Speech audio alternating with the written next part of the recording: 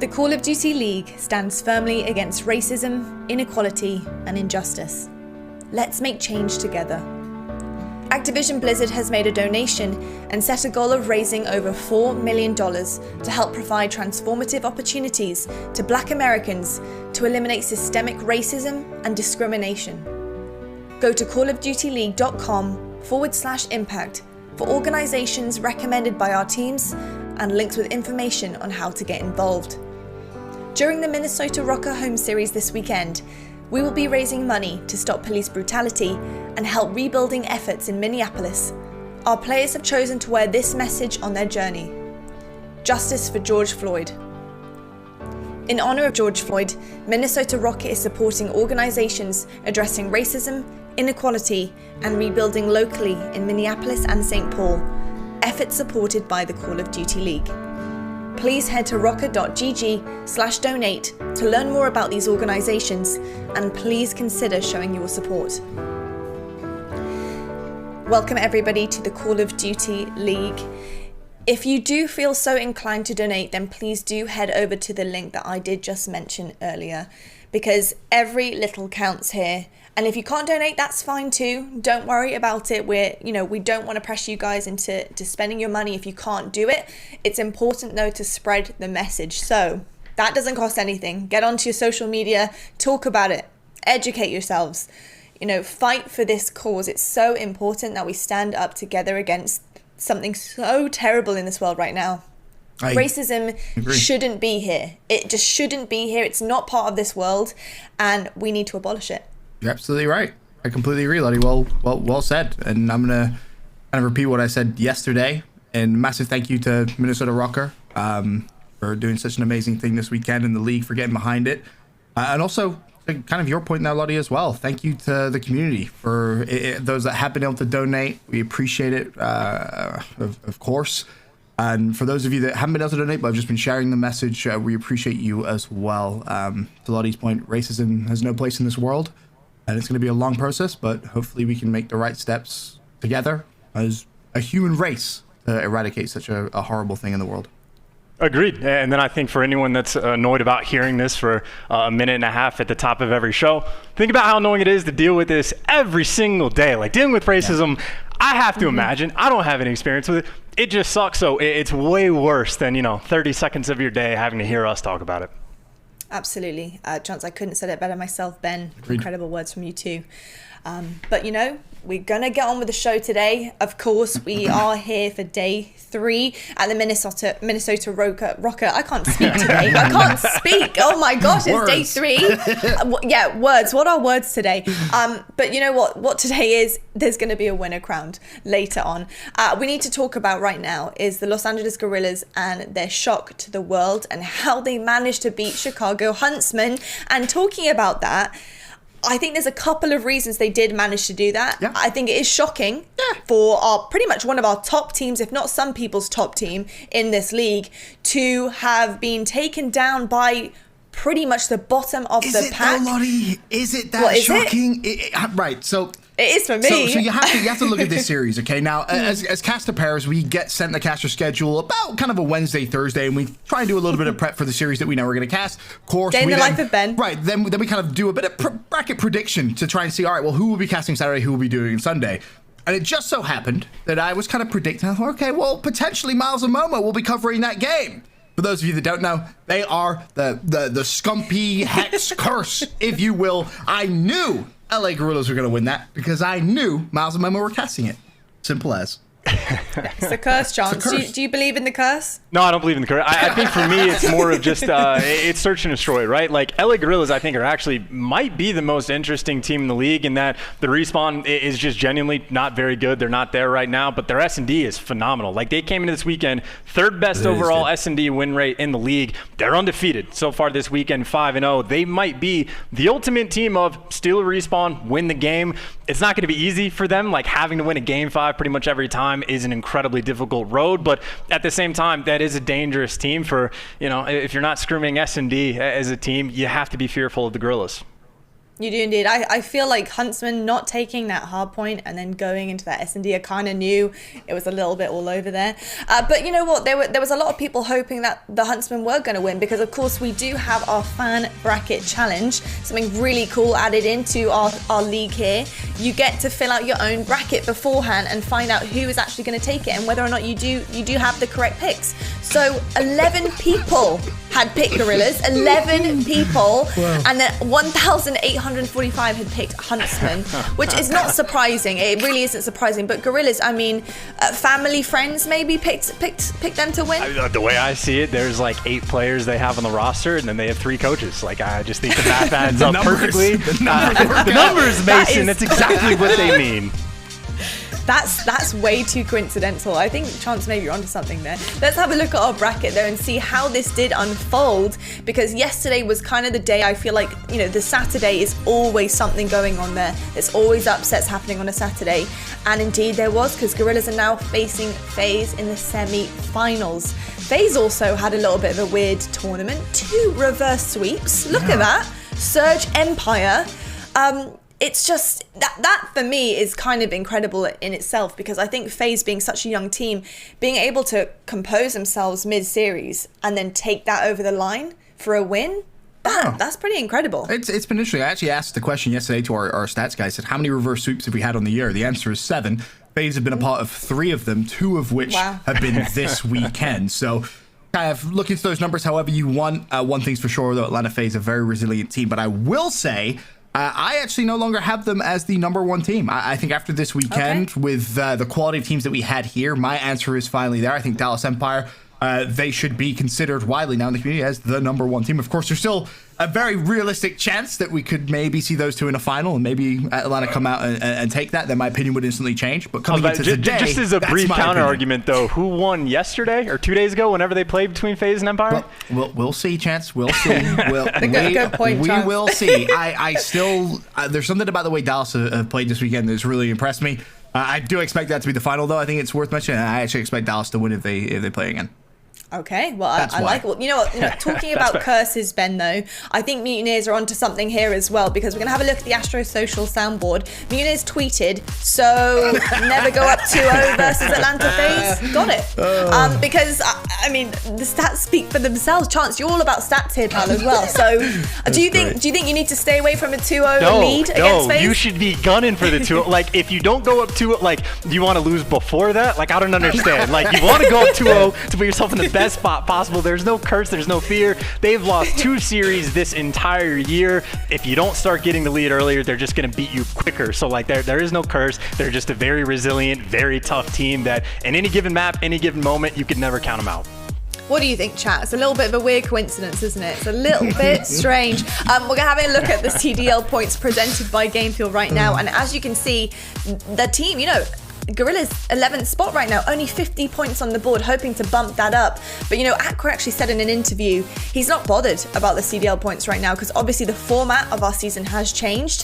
He said as long as they're improving, especially this late in the season, as long as they're improving and they're on the up, then they're happy, because the second they go to champs, that's where it all counts. So that's quite an interesting perspective, I think, to have from Aqua with that team. But do you think right now that's kind of what they should be focusing on, the up? I mean, yes and no. Champs, of course, the most important tournament. It's really there where you can make or break your entire year. I mean, we can forget about how bad you were if you walk away with a ring.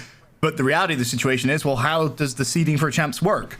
Based off CDL points. And I don't care what Aqua thinks, starting off, you know, in a round 1 as opposed to starting off in like a round 3 or a round 4 is very, very, very different. I mean, you're guaranteeing yourself money by being further up in the standings. So for me, yes, I understand the sentiment, and I do obviously agree. As long as they're showing those improvements, is great. But CDL points are very, very important, especially for the end of the year.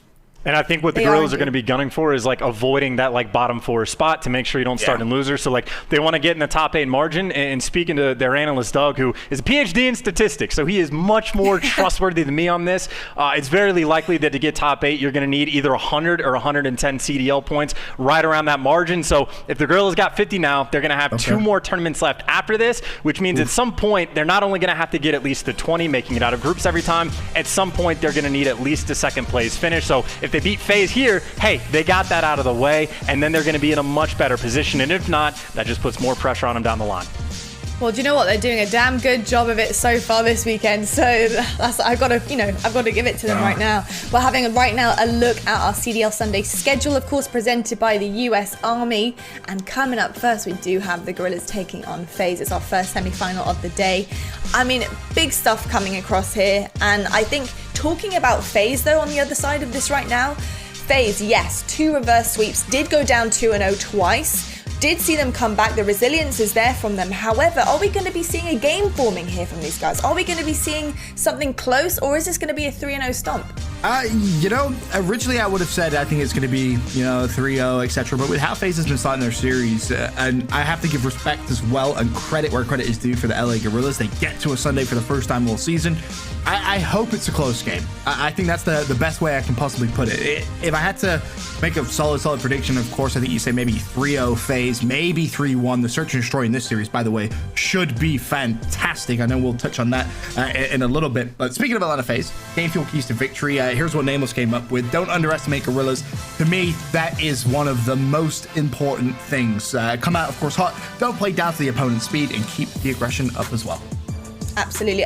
Chance, I want to ask you, do you think that FaZe kind of played down to the opponent's speed? Do you think they got a little bit complacent and that's kind of why we saw these reverse sweeps happening? No, I don't think they played down at all. Maybe they had a slow start, but all the teams that they're going to game 5, like Dallas Empire, even Ben is calling them the best team in the game. They're phenomenal.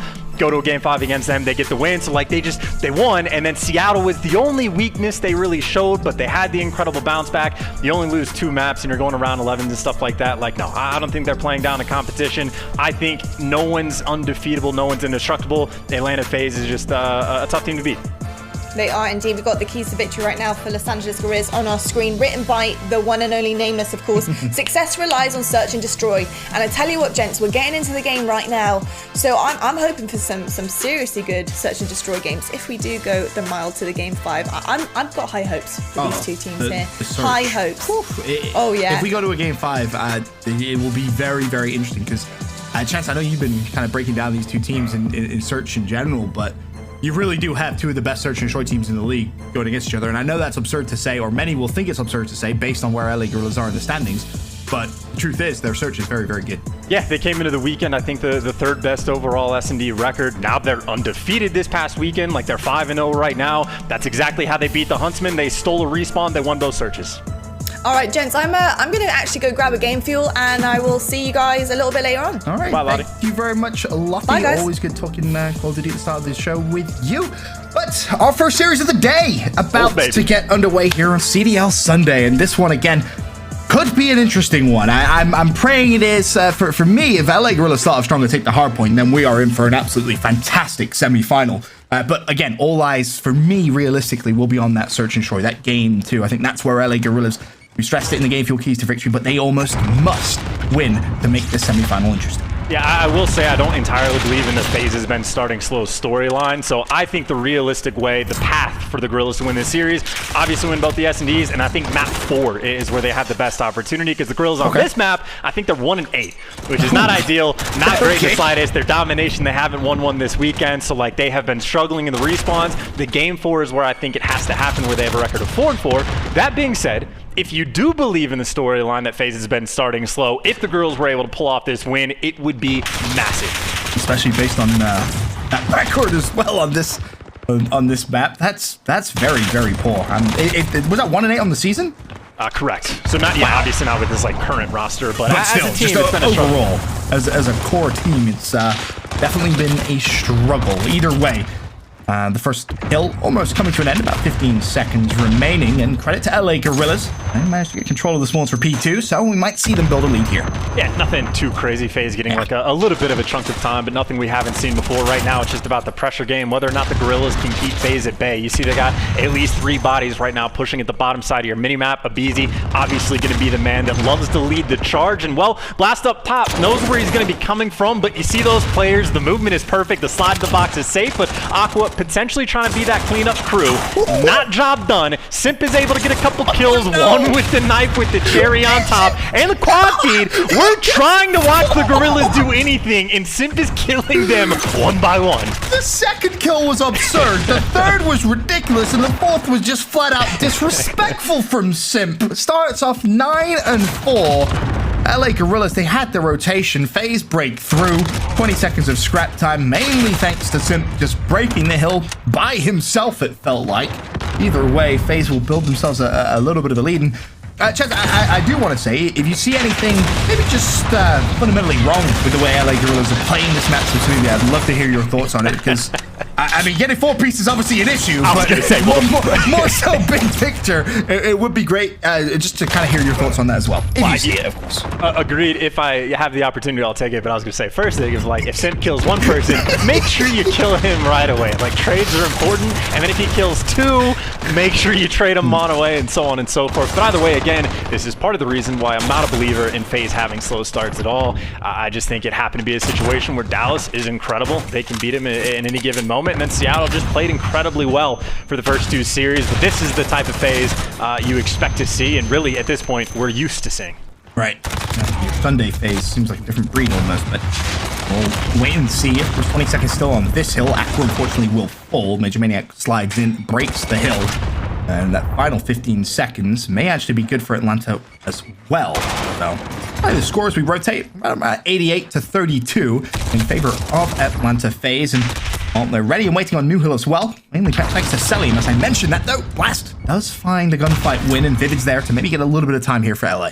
And now, of course, you start moving up towards the hill just a little bit, but one man by himself in the hill, it's going to be Vivid, who I will say has been playing fantastic this weekend, but he was behind Lonesome. Blast never pushed up nearly aggressively enough to actually provide him with the support, so the lone man in the hill, well, he does his job, but the rest of the team not really there, and, well, Blast is going to fall without getting too many more kills, and the pressure game from FaZe right now is just outstanding. Where the Guerrillas playing a little bit too slow, FaZe is having none of it. Yeah, they're dictating the pace, that's for sure. Vivid starts off 6 and 13 here, Decimate 7 and 13, and I do think it's important, as you kind of mentioned, just how well Vivid has played, specifically him, throughout this weekend. He has been sensational. He will need to turn things around here, otherwise Atlanta FaZe, they will simply run away with this game. Credit to LA, though. They have managed to get at least a little bit of control over the spawns for New, and well, for Atlanta FaZe, we'll see with 4 seconds left. They'll probably go for that final few scrap and push through, but really it's going to be Celium, the key player here for Atlanta. And I think a big indication on that hill was purely just the speed of it, right? Like, you have Blast picking up a triple kill, you think that's good for a lot of time. FaZe is back in 5 seconds, and Guerrillas just a little bit slower. Now, though, the full setup is going to be here from the side of Guerrillas. They have a nice spread around the map. Celium is getting tagged up on his way around back, so obviously no is here. They're going to take him down, and so far, so good. You see in the feed right now, Guerrillas potentially starting to heat up just a little bit. Yep, this is going to be crucial time for me. Just close that gap once again. And then obviously you can get a good push through from P1 on our next rotation. Lock down the spawns for P2. Best case scenario for LA Guerrillas, they could find themselves in the lead actually at the end of that second hill. But for now at least, Saint's still inside the hill. He's had a fantastic return to competitive Call of Duty, if you will, this weekend. He's been looking great, as you would expect. Atlanta FaZe do break through the final 9 seconds, but the map has flipped. LA Guerrillas have control of P2, but I feel like we bring it up every time we see this map now, Chance. P1 does have importance. You don't want to necessarily just give up all that time. Yes, on this map specifically, it is the hill that gets touched the least in the entire game. I can't remember what the average was, but it was literally something like maybe 14 points in total get taken. I think the next least touched hill in the game was like 34 seconds or something like that. So teams really have not figured out a great way, at least not yet. A couple teams are getting better to rack up a substantial amount of time. But again, that's just because how much pressure you put on trying to get the spawns, because as important as P1 I think can potentially be, P2 is obviously where all that money hill time is going to be at. Also where the Fry men might start to heat up just a little bit too. Saints just flat out gun both Simp and a BC. Nice 2-piece from him. However, it's Simp potentially going to cause a massive problem here for LA Guerrillas. A thorn in their side, if you will. He's managed to sneak all the way behind 2 players. No one had a line of sight on him, and he's ready and waiting in New. Blast had no idea. Simp just ran straight through, and the problem may come here with where LA Guerrillas are going to spawn. We'll wait and see. Well, it's a little wide, nothing maybe too crazy, but now they'll know Simp's inside. And now they're just going to be confused. Blast is saying, like, wait a minute, how long has he been here? Where did he come? And now he's going to fall. And, well, yes, they do get clearance towards the hill, but you actually see the split spawns coming in. It's effectively a foot race towards the hill from either side of it. So FaZe, the opportunity absolutely here to try to make the break. But credit to Blast, he's in the back. He's got that coverage. You see he's able to pick up at least one. The second line's up for him before the trades come in. But job well done. Now Aqua is able to flank out the player. Simp gonna get shot in the back because of it. So very nice job done, orchestrated. Yes, Simp did get through. That only cost him maybe 3 or 4 seconds. After that, Guerrillas on point. Yeah, it's a good recovery so far, but the job isn't done just yet. Atlanta FaZe contesting a hill. Major Maniac with a bunny hop out back. He'll find himself a double, and again, it's just a little too easy. LA Guerrillas broken once again on P2. The final 15 to 20 seconds. Good for Atlanta FaZe. They're keeping the pressure on here in game 1, chats, and they're more importantly keeping the lead. And they really are speedy too. Like, by the time I can break down, and it takes me, what, 10 seconds to do it, the first push getting stopped, FaZe has already had their second when they've gotten through. So, like, again, the speed of this team is so different. One of the things that was said at the very start of the year for these guys is it feels like there's 6 players on the map that you're going against. Like, there's always someone in your face, always someone aggressive, and if it's not coming from the front, now you got the flank coming in as well. I think that was what Priestess was able to get through the back. Now he's causing problems. He was able to pick up a triple, so it was one lone man on the flank that is able to decimate the entire side of Guerrillas to allow his team to get the pressure from the front side of the map. So this is another hill where Guerrillas won that rotation pretty consistently, or like pretty early, I should say, and FaZe, no time wasted. They get inside. They're disrupting that progress instantly. And there's a fantastic flank, as you pointed out there, from Priestess, who actually sits at 20 and 22. It's been a weird season, I feel like, for Priestess, because a lot of the hype has been really surrounding his teammates, but believe me, Priestess has been putting in a good shift as well, a key component to this Atlanta FaZe squad. I mean, you go back a couple of seasons ago, and we all know how impactful him as just an individual was, joining a team, making teams just better by himself. And he's having a relatively good map here, as well as Atlanta FaZe really starting to pull away here, Chance. Yeah, no, I assure you, there's no man on this FaZe roster that is going to be slacking off really at any point during the year. They're always going to be on point. And if there was ever a moment where whoever the main slayer is having an off day, Priest will be the type of guy to come back and make up for it. So, like, it just, there's only so much that you can do. But realistically, in this map, Guerrillas, they're trying their best. They maybe had a couple hiccups, but it's just the pressure where they haven't been quite on point. It's just, it is genuinely a lot to deal with, but to the credit inside this hill, they're doing a much better job this time around, and Saints on a 4 spree. He's got a little bit of teammate support around it. I mean, of course, this is the hill that we're getting ready to rotate to, where Guerrillas had the most success they've had in the entire game. I mean, I have to point out, Chance, that's 4. I think may even actually be 5 team kills that just occurred from LA Guerrillas in the space of about 20 seconds. So, I mean, if you're trying to hold a hill, I recommend not killing your teammates. That might be step number 1 for LA Guerrillas. Unfortunately for them, if they were able to hold that hill completely down, and then maybe this one, we could potentially see a comeback story. But the problem is the ease of which they've been broken throughout map number 1 has been just too simple for Atlanta FaZe. So as much as I would love to start trying to sell maybe a comeback story, I just don't believe it can happen. Well, at the same time, though, this is the most important hill of the game, right? These next 40 seconds go with the Guerrillas. It's not quite tied up, but they're not in a terrible spot. But now you see FaZe, though, they know how important this hill is. They are taking their time, sending 3 players all the way around back, trying to make sure that the bait and switch on point, or no bait needed. Selim can just do it himself. He's hitting from the side. His teammates are putting pressure in the back, and really, it's just a 1v2 left in the hill. Selim now has turned this into a 1v1, but he loses it to Decimate, so the Guerrillas do a nice enough job, again, getting close to tying this game up. Problem is, there's another pinch coming through the final 10 seconds. I think FaZe realize just how important that scrap time truly is. They will win those fights. Yes, LA Guerrillas have spawn control for P2, but will the game even go to P2? Atlanta FaZe need 25 more points, and they will close out game number 1. Blast has been phenomenal for LA. He's at 31 and 21. He'll find another pick there. In fact, that's a double for Blast, as LA do control the hill. And maybe I'm starting to believe in a comeback story now, Chance. This is getting a little more interesting. I mean, again, LA Guerrillas don't. They're going to have to play it perfectly. They're in a great spot right now. Blast is nice and aggressive to be that Slayer. He's got the cutoff really phased. All these players are going to cross his line of sight at some point, other than, well, the smoke's actually doing their job to cut it off. So great utility from FaZe, but the kill still by way of Guerrillas. They've already made it to the point now where they've passed. FaZe cannot win on this hill, and Guerrillas have already started their setup for next. If They don't let anybody sneak through. If they can actually hold the P2, by God, Guerrillas can win this game. That was flawless spawn control right there from Blast. You have to appreciate how far up he was pushed based on where his teammates were, covering the cross, covering absolutely everything. That was sensational, but can he string that, and can LA string that into potentially an upset here in game number 1? Well, the kill feed lights up purple, 230-11. We rotate to P2, where LA has controlled this hill every single rotation at the beginning, but every single rotation, Atlanta FaZe have found a way to break. They must do it again here, or LA will take game 1. Can Guerrillas fix their mistake and get a hold on this hill? You got the same type setup, 3 players surging through the right side train side of things. Selim gets cut down on one end, and well, Major Maniac is coming from the other. He finds one kill. He's got teammates in the back phase. They have the hill surrounded. Oh, you gotta go. 236, 230. LA still inside the hill. Selim's gonna contest it. BZ's also hitting the flank, but LA, they put all their resources inside the hill. For FaZe, you have one final push. You must win the gunfights. The hip fire is enough from Decimate. Beautifully done. Again, the push is coming through. Simple win the fight. Hardpoint should be contested with 4 seconds left before LA wins. Selim springs into life. The problem is, though, despite winning that, you have to rotate and keep your eye on the minimap. It's gonna be a BZ. Essentially, in a 1v4, he has the support of Selim. He's gonna give away his position. You've got to push the hill with 2 seconds until the rotation. LA's ready and waiting, but Simp could potentially be disastrous here for LA Guerrillas. Times it perfectly, slides it, but no, the gunfight's won from LA, and I cannot believe it. I didn't want to believe that was even possible based off how game 1 was going, but LA steal it away from Atlanta FaZe. That was flawless final 3 or 4 hills chance.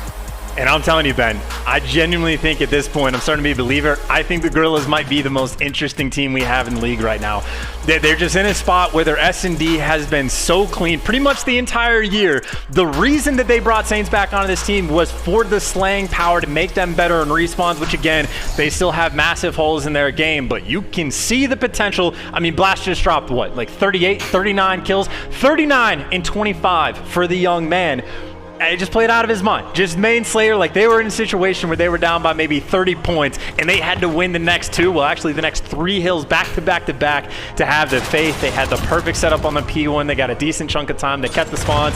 They did everything right, Ben. It's a scary team. It is a scary team right now. That was phenomenal. Absolutely phenomenal from LA Guerrillas. They were, for reference, going into the final set or final rotation of hills, they were broken so easily. And I mean so easily. Like FaZe would just throw a couple of waves and they would just break through so simple. The adjustments right at the very end were perfect. And to be completely honest, for me, I know we just saw kind of the closing moments, but the best play and probably the most important play throughout all of that is Blast pushing as far up in coal side as he did with his teammates, making sure they didn't lose control of the map, just pinning Atlanta right at the back of the map. It was wonderful to see. Great discipline towards the end there from LA, and I mean, I'll eat my words. A well-deserved comeback there in game 1. And there's a couple interesting things about that moment as well. Like that was, I think, both times that we saw on that like final back hill, like over towards back boxes.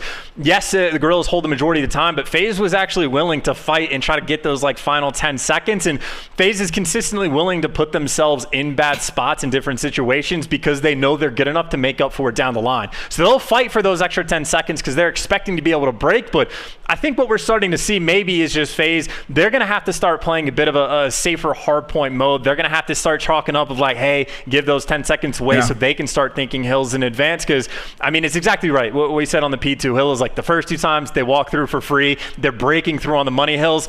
Third time, it just doesn't really happen the same way. And that's when it costs them. So it might start being to the point where FaZe, I mean, again, still phenomenal, might start making these little small minor tweaks in their gameplay. I mean, I know you mentioned Saints, but what a performance out of him. You saw the stats there, 33 and 27. Yes, it isn't kind of top slaying, but he had over 2 minutes of hill time.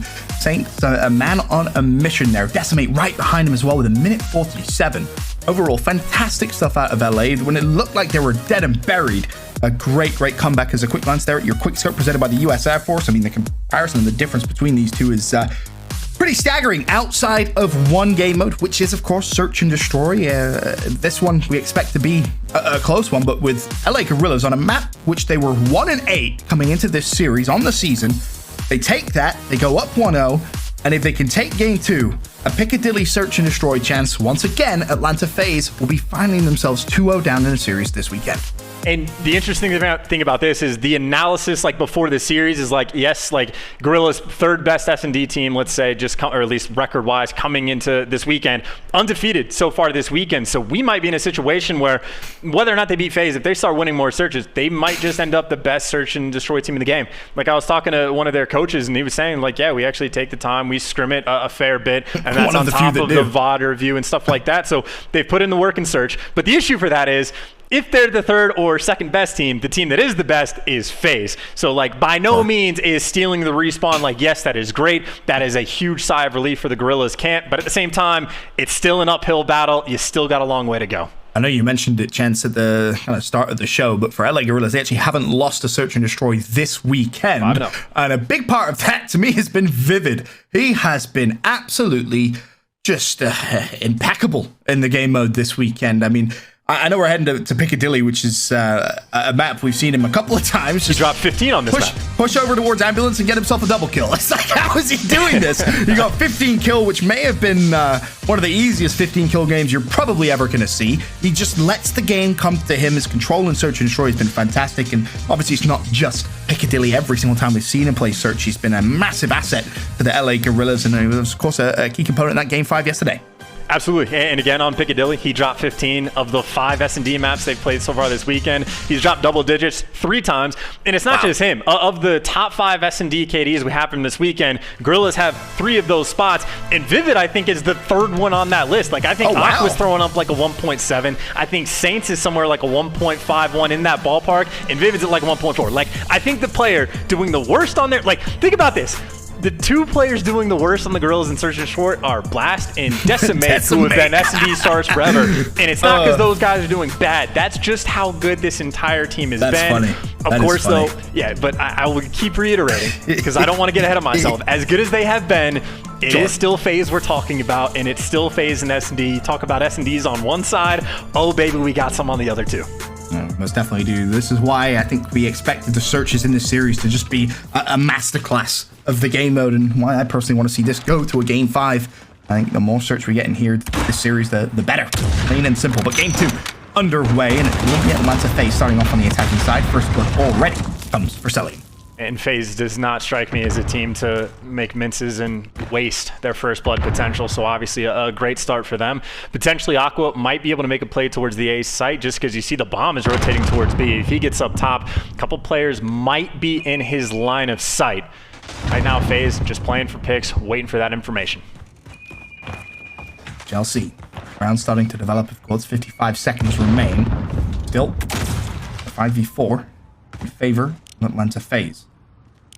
Looking for the pick with a sniper rifle. And anything just yet. Aqua's sole job here defending, of course, A. Bomb making its way over towards B. Starting to make moves, very slow. FaZe, again, you talk about not necessarily always playing safe. We see this quite a bit from them on St. Petro. They're willing to put themselves in the spot where you get 20 seconds to get the bomb down, and it has costed them at times. Now you see Vivid able to find his first pick of the map. It's a 4v4. Aqua has been in the power position the entire time, and you can see the pressure on the bomb to A. He's able to find the first pick and knows the bomb is going down. Salim, though, it looks like he got out with his life. Surprised Aqua actually didn't challenge, but he didn't necessarily need to. Discipline comes through, and once again, it's that man Vivid hitting the hot flank after bomb goes down. He'll find himself a double. LA Guerrillas, after losing a first blood within the first 10-15 seconds, respond perfectly. They'll wait until a couple players can get their dead silence, of course, and they'll hop on the bomb, get that defuse, and of course, take round 1.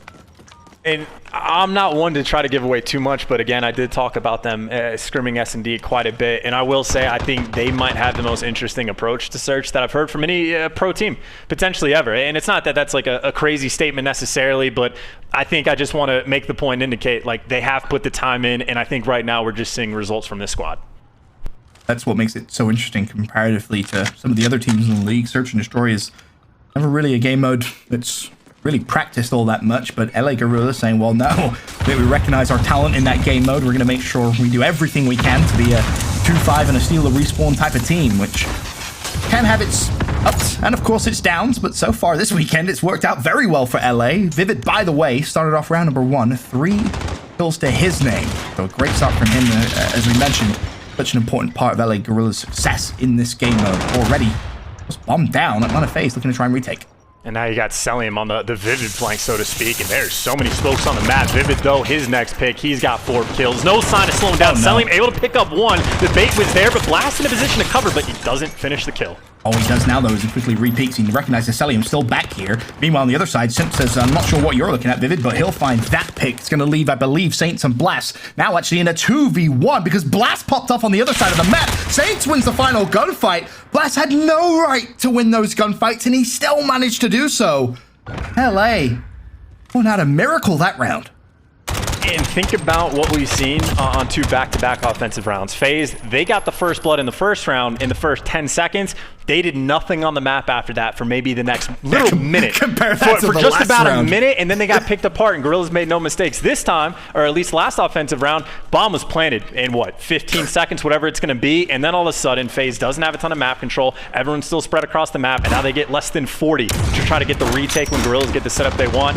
Just 2 beautiful rounds coming in from the Guerrillas. I think you're going to see FaZe adapt and maybe go for a faster push now. But yeah, as I say, that bomb already being planted over towards A, and I think LA in their minds may have thought, well, FaZe might play this slow once again. As you pointed out, a fair amount of times we've casted them. They are a pretty slow team in Search, which is ironic enough. Very late in getting the bomb down, but this time, bomb goes down very early, and the kill feed is all white for Atlanta. It's going to be all down to Decimate, a 1v4. Atlanta FaZe get their first round on the board here in game number 2. And I will say it's a great thing that we didn't see it because I'm pretty sure Celium just smoked Vivid. Celium, I think, was weak in the first gunfight. Vivid was like right there to shoot him in the side on the cross, and then you look at the feed. Nope, Celium showed up, made the bigger play. So you talk about a necessary adjustment, a nice bounce back round. That's a different sort of speed. That is a nice strat coming out of FaZe. And now you have to imagine what the Guerrillas setup will be 2 rounds from now, where they have to be concerned about the fast plant. And of course, the exact same thing can be said for FaZe on defense. This round, they have to be concerned about that fast A plant. You do not know what the Guerrillas are going to throw at you. Advantage LA Guerrillas still up in game 2-1, and of course up in the series 1-0 as LA go back onto the attack. Slower pace round from them this time. They're looking for a first blood, and it won't come. Actually comes for a Beezy, and Atlanta FaZe. Decimate falls early. David there with a trade. Nice snipe from Simp though. Aqua peeks for just a second, and it's enough for Simp to find the kill.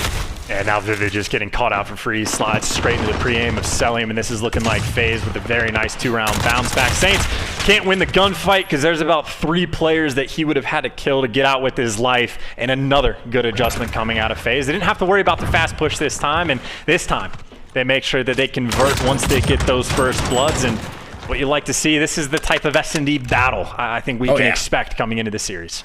Adjustments every round, it feels like, so far at least. We'll see if that continues. Atlanta back on the attack now. They've had 1 slow push, 1 fast push. Fast worked out, slow didn't. What will we see here? We glance at our stats as well. Note Decimate 0-3, still searching for his first kill here in game number 2. On the flip side, Celium 5-2. Has had Vivid's number outside of the first round, but Vivid's keeping up that pace at 5-3. The LA Guerrillas. So far, first blood comes through for Priesta. Against Saints, the trade is very, very quick, and Aqua up top finds himself a double. Nicely done. And again, as much love, but we give it to Vivid. The snipe from Blast on point, and Aqua showing up big as well.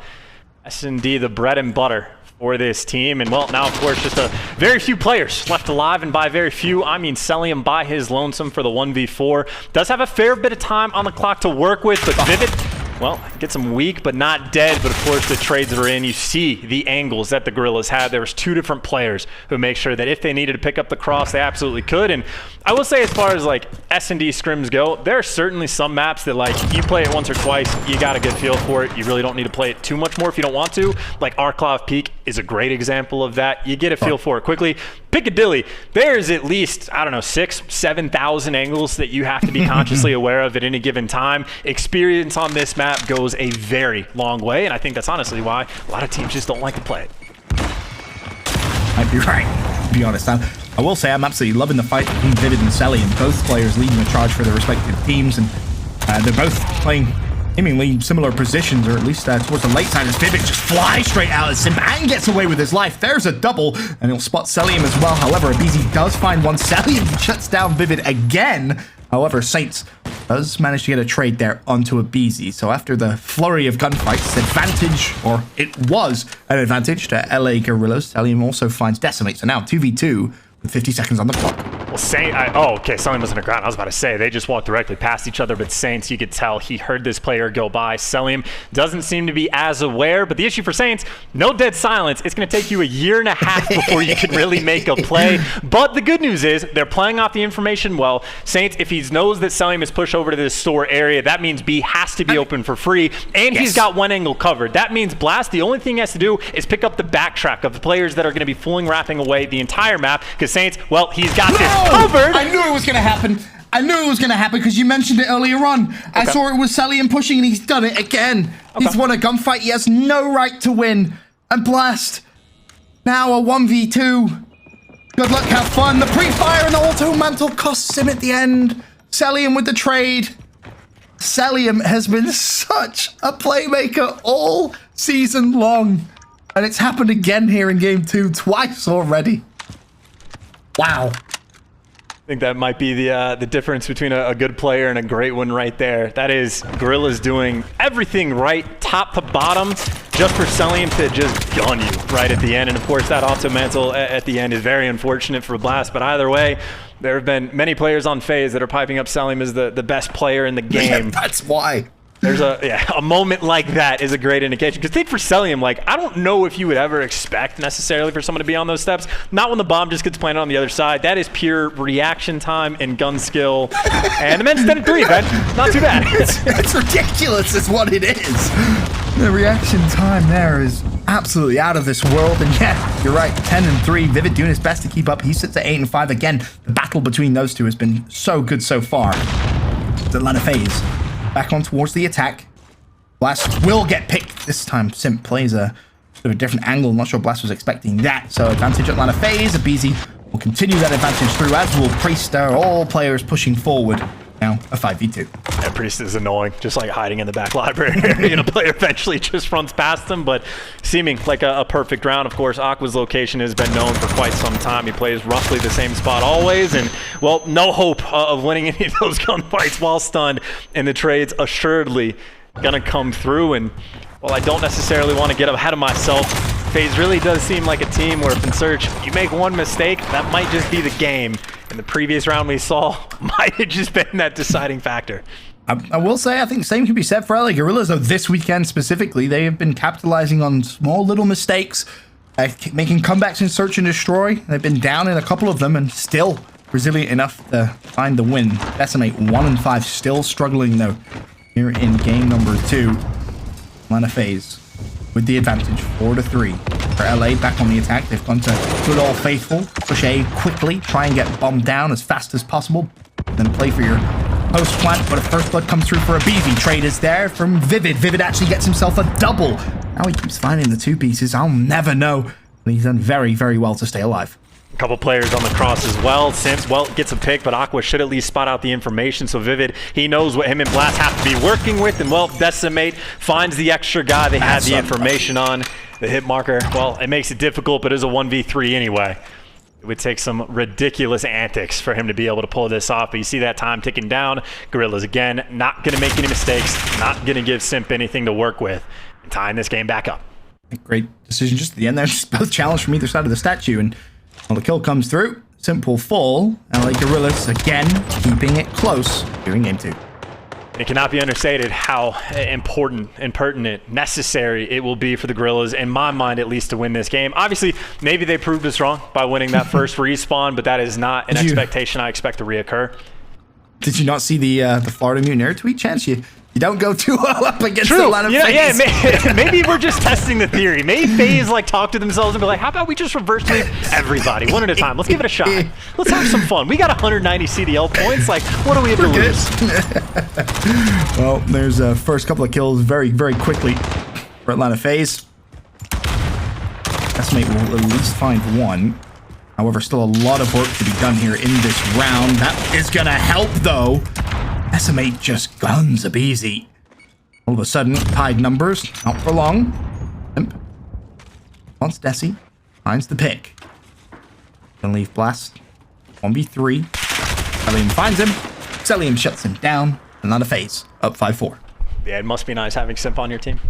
It's like you got the 5v3 and they're like, oh god, some guy got 2 kills back to back, and Simp just goes, where's he? Oh yeah, I'll find him in a second. Just give me a moment. Gets the pick almost immediately. And I think all of his kills this game, or no, I take that back. I think Simp has 1 pistol kill, excuse me, and I believe the rest are picks from sniper. So putting on a little bit of a sniper show, but obviously Celium still the main guy right now for FaZe. Curious to see how LA play this attacking round. Could actually be a fast B push. Wouldn't mind seeing something a little bit different. Real tale of this game too has been the slow pushes just haven't worked out at all. Against, of course, with the bomb in hand, looked as if maybe he was going to try and fast push B. Not going to be the case. He does have teammates there, but Atlanta are reacting very, very quickly, realizing there's no pressure at all over towards A. They've already sent 2 players to wrap fast over towards B, and there's the first blood for Atlanta FaZe in the driver's seat to close this out. And you actually saw Saints try to throw the smoke off the rip. It hit a trophy. You don't get a smoke. Crossing is now incredibly difficult. So what might have been a thoughtful fast push to B, well, now you just can't. And you get first blooded. And it's not horrible if you're on defense and you get blooded because time is on your side, but that is not the case. You're on offense. Less than 45 seconds. You're a man down. Good luck. Have fun. It's just creeping towards B, and he has snuck by a couple of players. He's going to spot Priester as well. Vivid just being so mischievous. And he's somehow alive as well. Not even sure how he's been able to stay alive there. I'm, though, against LA. 23 seconds. There's a pick from Simp.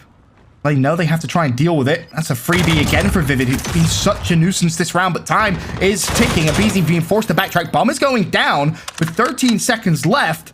LA Guerrillas still with a chance to force a round 11. This a 3v3. Decimate shuts down aBeZy. 3v2. Simp and Major Maniac up for Atlanta FaZe. And maybe relying here on Simp to try and find a pick and then allow Major Maniac to push forward. But LA Guerrillas, so resilient. Simp spotted by Saints, and that's the shots that Saints needs to hit. 3 versus 1 this round. Surely now. Won by LA. Surely now we go to a round 11. And a couple interesting things about that round as we are getting down to the dirty of whether or not Guerrillas are going to be able to pull this off. One, it incredibly annoys me that Saints challenged that gunfight and did so confidently and knew he could win it. MP5 is ridiculous. And the second note, by the way, Vivid apparently a wizard. He spent half that round one shot, never got taken down, playing every single angle perfectly. But Ben, it all comes down to this. Guerrillas on offense for the round 11. They try to throw a B look last time around, and well, it looks like they don't want to try that again. Back towards this A site. Round 11. LA could potentially go 2-0 up, but first blood comes for Celium. It's Decimate that falls. Vivid tagged up already. Him at 12 and 7. Would be so important for LA that he does stay alive for as long as he possibly can this round. The stun, of course, will slow any potential push as Major Maniac looks over towards the site. Nothing there just yet. Again, still man advantage for Atlanta. Blast with bomb in hand hasn't pushed forward just yet, but now the push might start to come. But you're going to have to win a couple of key gunfights here if you're on the side of LA. Smokes out on being planted. The cover from the teammates is there. So honestly, LA may actually get bombed down. They have. Atlanta still no response just yet. Priester throwing shoulders. Vivid still here. The challenge comes through for Major Maniac though, and that's such an important pick. Now, a 5 versus 3. The remaining LA players essentially pin. The flank comes through. Such a well-executed retake by Atlanta FaZe. But what a game of search and destroy. What a game of search and destroy indeed. I think really, the entire thing, I think it comes down to that round where you had Guerrillas win the 3v2. That turned into a 2v2 where they played everything perfectly, and then Celium was just like, no, I'm good. I'm not losing this game right now. I'm going to turn up for the team. And FaZe, again, you talk about who the best S&D team in the game is. That's the type of game to make the statement of like, it's still us. The Guerrillas are catching up, but they are not quite there. Nice little game coming in from them. Great moment, but they didn't go down 0-2. So, like, who knows, you know? That's true. Now it's anyone's game, right? Who knows how this one closes out? Again, good numbers from Vivid. He finishes 12 and 8, but on the other side, Celium 12 and 5. aBeZy joins double-digit club there at 10 and 8, but overall, that Vivid Celium fight was so good to watch. Again, if you're a neutral enjoying this, I mean, you couldn't really ask for any better search and destroy, that's for sure. Series tied up at 1-1, though.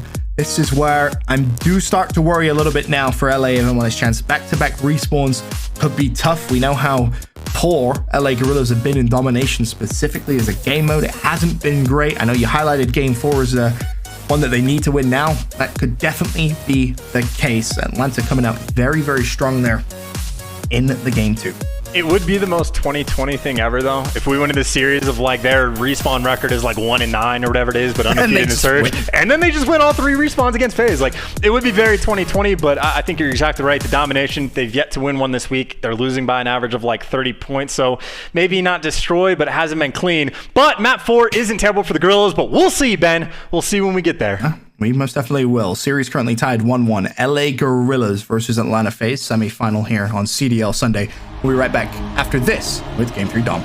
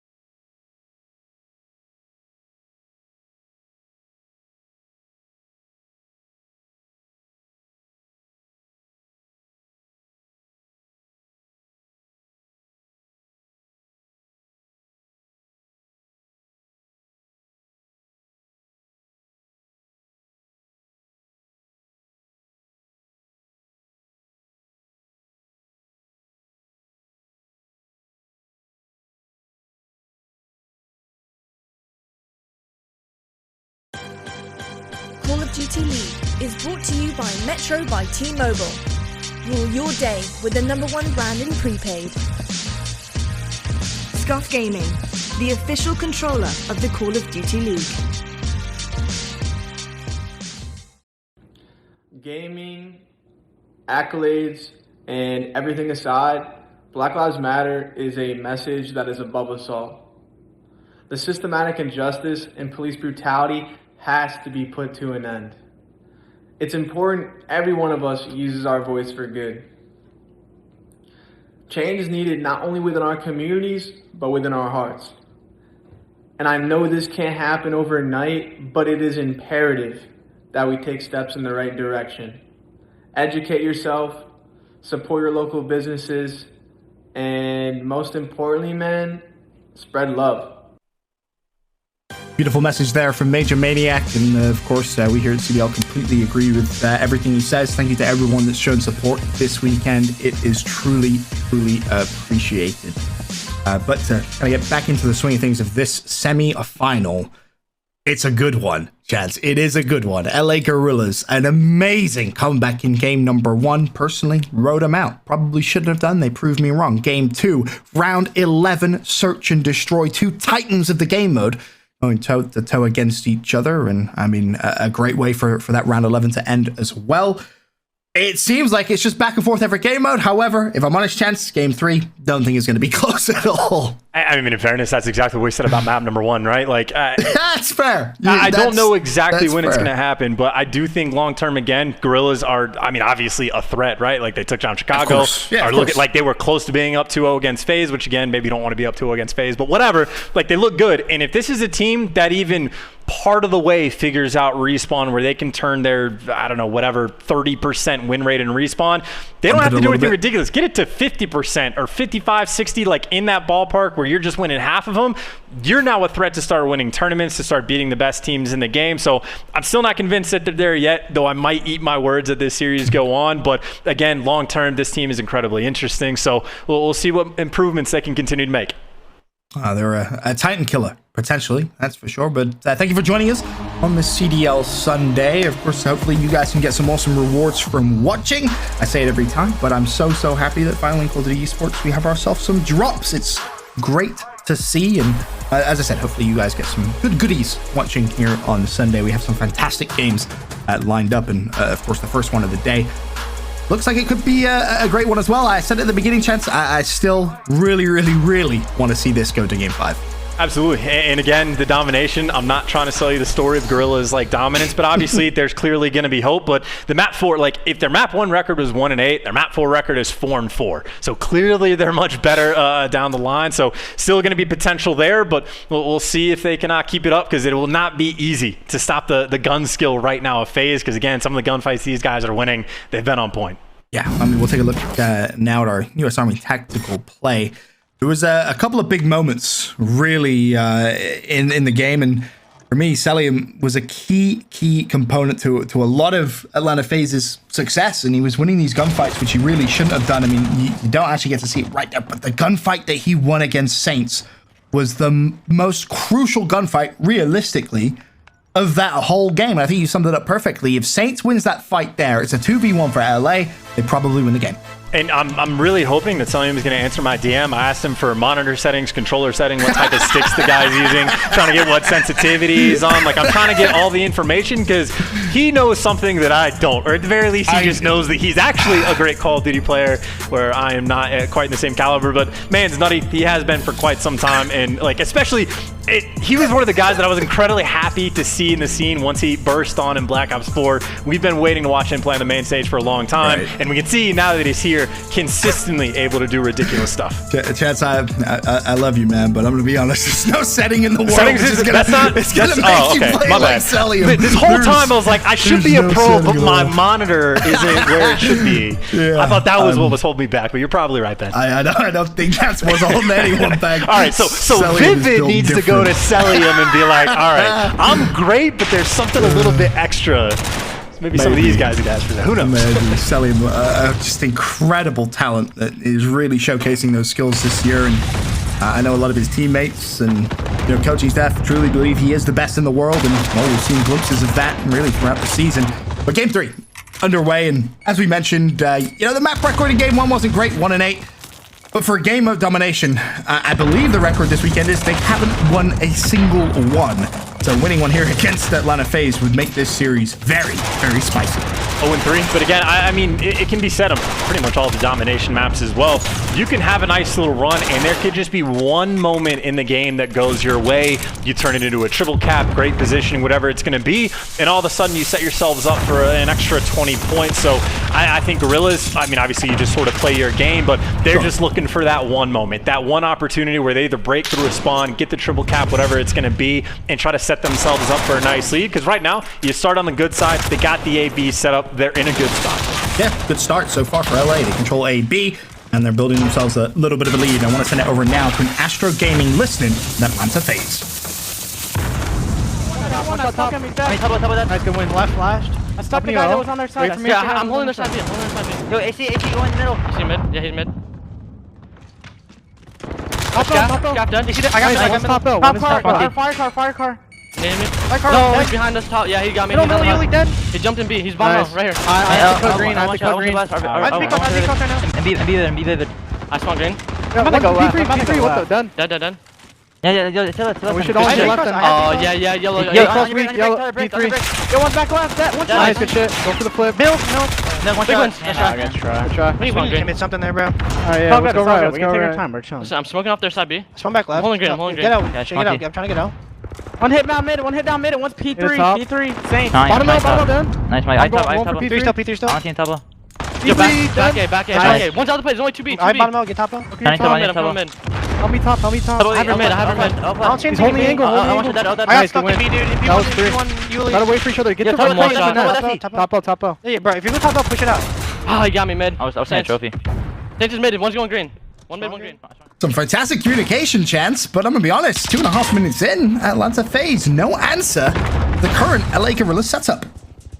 They're just killing it right now. I mean, you've had Blast just chilling in the back of the map pretty much the entire time, watching any OE that might be coming through, but maybe a small opportunity. A Beezy, the lone man, he's able to at least get past this B margin, so his job right now, probably just go for the kills. Actually, no, his teammates just cleared out both things up in top L, so right now, FaZe, they should be able to swarm this B flag. Yeah, they have the numbers, but number 4, Vivid, wants his play going to be off spawn while he takes control of mid-map, and the pressure over to B will be pretty much almost instant here for LA Guerrillas, and pinch now starting to develop. Unfortunately for Vivid, he can't spot exactly where the players from FaZe were, so FaZe do retake control of B. The question, for how long can they hold it? If LA can retake this relatively quickly, might be able to retake control of this map. And obviously, score-wise, Guerrilla's still in a pretty good spot, but I really think that they're going to need to at least get a neutralization of the B flag for a bit of time, because FaZe, with a minute and a half left, they're going to not quite tie this game up, but there's a difference between being down 20 points and maybe only 5. So FaZe, they've done their job so far in this half, I think. And, well, now you see the play that I was talking about, making at least a neutralization. You got Saints that's worked his way over towards the C flag. Selim, though, dealt with them very quickly. That would have been a massive moment there for LA Guerrillas. Saints wins that fight, potentially a neutral and C. Of course, at that point, you can expect the spawns to go to absolute chaos, but either way, it would have stopped maybe a little bit of the bleeding. Still, though, it is Guerrillas with the lead. It's not really time to hit a panic button, but if they can get a break, if they can just keep that pressure on just a little bit, go into the second half with a more sizable lead, the best case scenario, and finally they get that break over towards B. And this is it. This is the moment. They're going to be able to get the B flag. The question is, can they hold off this push coming in from FaZe? That is 4 men. They're going to be running it straight down. You got Aqua able to pick up 1. There's the second. And it looks like Simp falls his number 3. Job done. B flag held. And with 30 seconds left, it's seeming like the Guerrillas are going to be able to, well, go into the half with just that 2 flag lead. And again, the lead isn't going to be massive, but nevertheless, it is a lead. Again, the game mode LA Guerrillas have struggled with all weekend and still haven't won a map of domination, and this could be maybe their turning point. 86-69 the score with 13 seconds left on the first half. Kills that follow really won't mean all that much. What will it be? About 19, 20 point-ish lead as we head into the second half. And I would say right now, I mean, genuinely, job well done, I think, by both teams. Again, with FaZe starting on the Røkkr side, being down by 20. Maybe not the best thing in the world, but fairly normal. And I would say going into the second side, really, it's about that opening break. What can the Guerrillas do to try to, not necessarily even get the B flag, but maybe just try to flip spawns, maybe throw something at the win, throw 3 players on the OE, have something. Because right now, that's the goal. Try to flip spawns as quickly as possible, get the A flag, make it yours. And that's really the key to success in the second half for the Guerrillas. All right, second half underway. How quickly can LA flip the map, or can they flip the map at all? We will wait and see. And of course, Selim's job, as you can see there, really just to make sure no one does overextend. The fight for B currently going on. LA with 4 players dedicated over towards that B flag. Slowly but surely, it is being capped up by a Beezy and Atlanta FaZe. For LA, no immediate pressure towards B.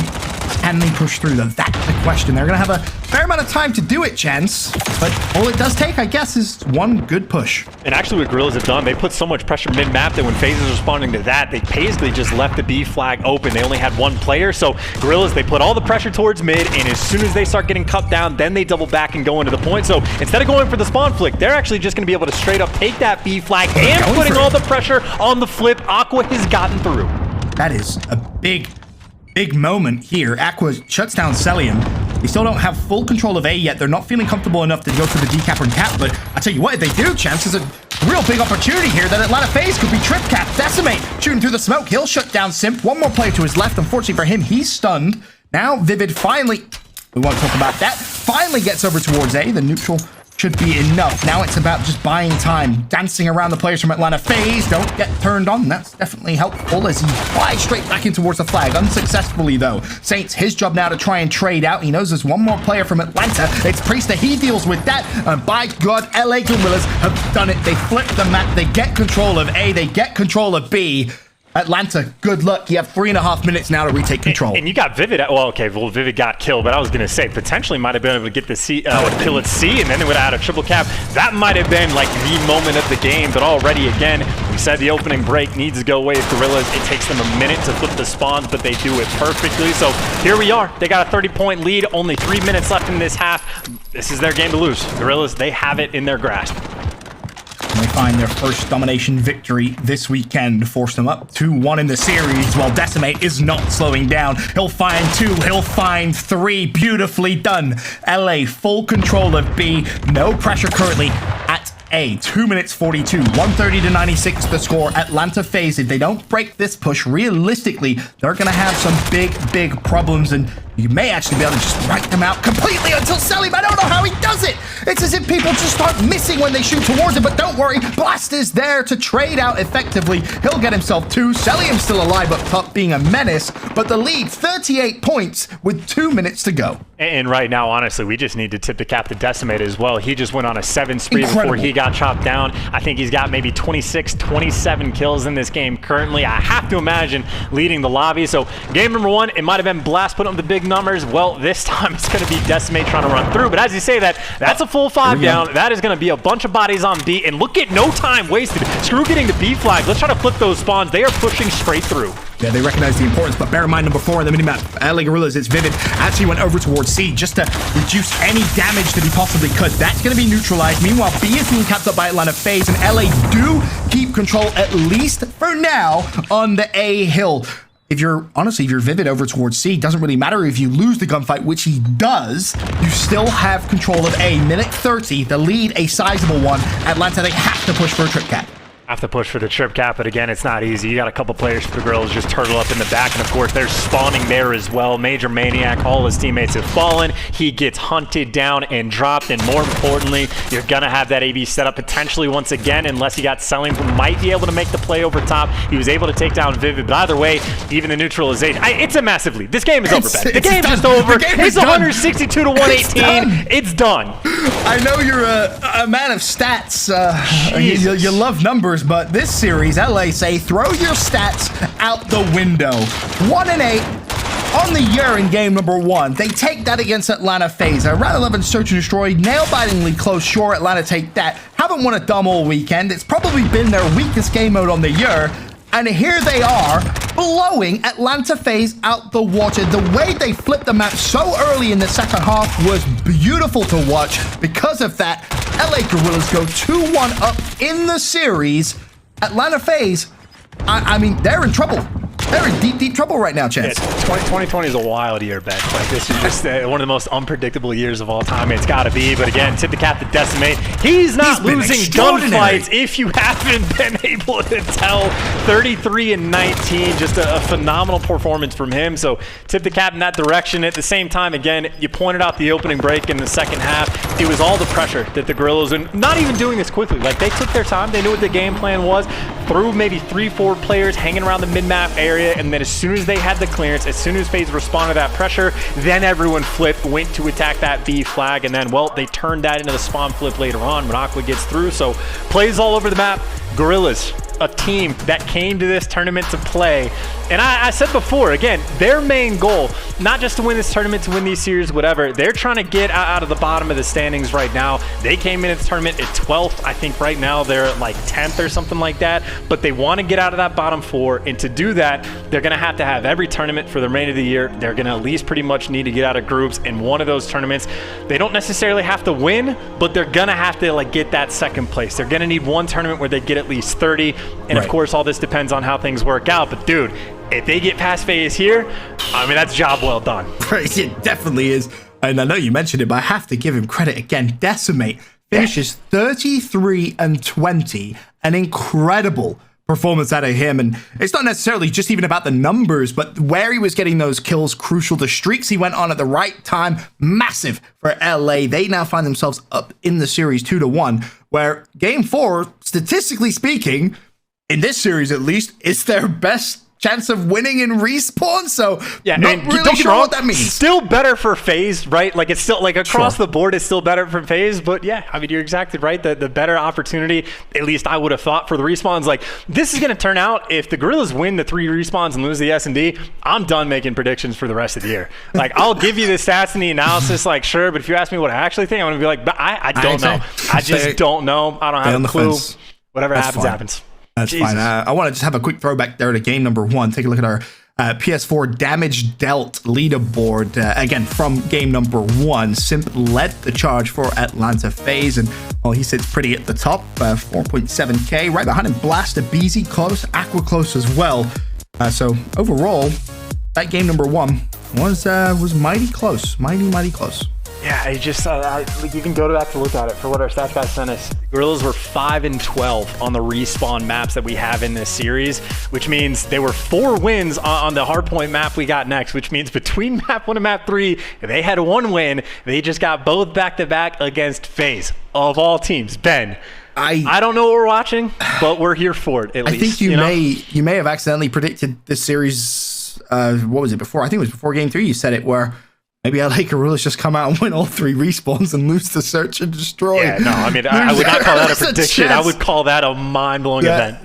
That could potentially be it. I do want to point out, coming into today, as good as LA Guerrillas have been, they are heavily considered the underdog, and we'll take a look at our Astro Social soundboard. Well, I'll be rooting for the underdog today. Let's go. Hashtag HUDs up. Hashtag CDL 2020. Some love for the LA Guerrillas, and let me tell you, they deserve all the love that you can possibly give them, because so far this weekend, they are proving themselves every single time you see them in action, and maybe it is just that time of year where things have started to click for them. And I mean, it's about time. When you look at the CDL standings, they need all the points they can possibly get. Chance, I know you've kind of mentioned kind of magic numbers, etc., but they do need to start stringing together some good results. They do need to start stringing together getting through to Sunday. If they can get to a final, that'd be massive. Hell, what if they win the whole event? That would be huge for the LA Guerrillas. But maybe that's just getting a little ahead of ourselves for now. They still have to deal with Atlanta FaZe, who are only down by 1 map.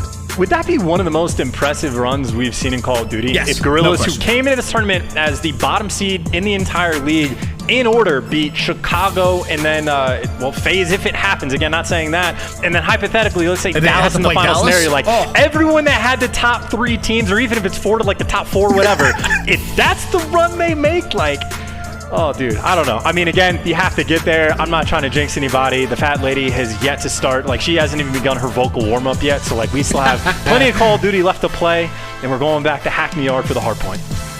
Well, times will be hot for LA Guerrillas. I mean, of course, just one on this map, different game mode. Of course, in game 4, we'll get the hard point underway. And it only makes sense to start on board with this man, Decimate. He took over in game 3. And if he can play as well as he did there is a very realistic chance that LA win this series simply by winning all of the respawns. The respawns you talk about trying to win them, though, well, that's the best start FaZe could possibly have to be the antithesis to that. You already got put scorching hot, by the way, just surging through, like getting the kills, no time wasted. FaZe, they just sent players that traverse the entire map as quickly as they possibly could. They are very aggressive in trying to flip these spawns as quickly as possible, and obviously, for good reason, it's what they need to do. Yep, this definitely is. Such a big money hill on this map. Of course, for Atlanta FaZe, though, they picked up a ton of time already on P1. The lead 29-3. Finally, LA apply a little bit of pressure. However, have Atlanta done just enough to flip the spawns? And no, key gunfights won by LA. They lock it down. We'll rotate in 15 seconds. There are some very sticky spawns coming in from the Guerrillas, and while players up top, Blast, well, he's going to have an interesting situation where he's got to check 37 different things, and Priesta, well, takes advantage. And of course, well, Guerrillas still, again, with that sticky spawn, but by no means is it going to be clear cut, because again, you got Priesta still spawn killing, Selim's able to pick up 2. That is a very nice kill feed. Unfortunately, though, you see where Guerrillas are spawning? Right on top of the hill. Yeah, you still have to break the hill. LA Guerrillas could make a comeback here. I want to send it over to an Astro Gaming listening with Los Angeles. They're gonna be your window, they're gonna be your window, you gotta shout. Gotta shout, they're one shot. Nade. Bottom freeze are weak. Bottom freeze are weak. What's theirs? Bottom there. Yellow truck. Low. On the truck, one shot. On the truck, one shot. That was on time, weak. Yeah, okay, we shot. Yeah, Fine. Shove, man. Do it, Top car, close top car, guys. One grand. Milk truck on me. I got one. Guys, could be Come around. I hear you on the scaff. Make sure you open Could be left. Yeah, I'm trying to get top business for you. One shot. I'm dead. I have your left. Yeah, Far right, guys. Far right. I'm looking at business. You DT. Help him right. Far right. Major, one shot, major far right. One shot, major far right. Yo, pocket. Major's close behind the wall. Major maniac dead. I'm backing up. White truck. I'm playing you. One truck, one bullet. Nice, guys. Hold green. Make sure you hold green. Close. BT, one shot fire. Major's far right. Hold green, guys. Hold green. If you want, I'm trying to Go P1. I'm trying to get green. Two left. They cross. That's it, right? Yo, one to the man. BZ done. I need a top green. Another one left, Keep looking mid. That's Is it. it? Cells on the wall, one shot. Cells on the wall, one shot, absolute. There's two left, I'm pretty sure. Simp and cell. I'm top green. There's one top green. That was him. Helping you. I got Guys, they're left green. They're trapped. I have left. One could be top green. Look at it. Wait, are we missing one? You're missing. I'm not looking. We Awesome comes there from Los Angeles as they close the gap down at just 26. Vivid, okay, almost broke into the hill with a double kill. Major Maniac shuts him down, but Preset leading the way for Atlanta FaZe. It's ironic enough because we talked about it in game number 1. If there's ever a couple of players starting a little slow, Preset more than happy to pick up the slack.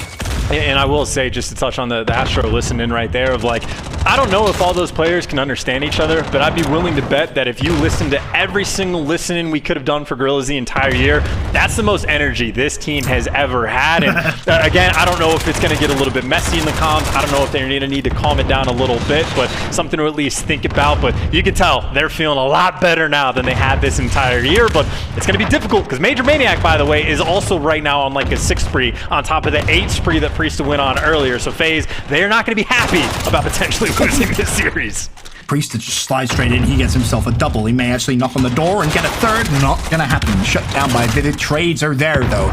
Atlanta FaZe really starting to accelerate into game number 4 and build themselves an even bigger lead. 110-51. However, track back to game number 1 is basically a similar story at about this point. Basically a similar story, but this time maybe it feels a little bit different to me. I mean, just thinking about the stat lines that are coming in from FaZe right now. We talk about their usual main slayers are having fine games. I'm sure, don't get me wrong, but Major Maniac and Priesto have been lighting the kill feed up. But either way, you talk about similar story. Actually, it is pretty close. 80-point lead right now, but now we get a money hill for Guerrillas where realistically in the gun runner, they only had 2 hills where they had like a ton of success on, but it just happened to be the 2 money hills we saw the first time around on P2. They did not have a lot of success. They got broken through. They're gonna need to get near full 60 on this one. Honestly, that deserves a ton of credit, I guess, just for composure's sake, if nothing else, as Atlanta FaZe do finally break through. 30 seconds, so that's actually a pretty important break here for Atlanta. Keep the pressure on LA. You got Major Maniac right now, 20 kills. Again, it's not a score line he honestly ever needs to put up. It's not his job to be putting up in the kill feed, but again, he felt the pressure and he said, all right, guys, don't worry. I'll just get this one myself. 22 on a 6 spree. I think that's his 2nd or 3rd 6 spree potentially just this game. Major Maniac putting on, but at the same time, Guerrillas on this hill did a pretty nice job. Not quite the full 60 they might have hoped for, but still, they did a nice job of chipping away at that lead, chunking it down by maybe an extra 30 points they've gained for themselves. Yeah. And very well played so far. Now, though, the big question for me is, can LA flip the map? They did so with great success in the domination.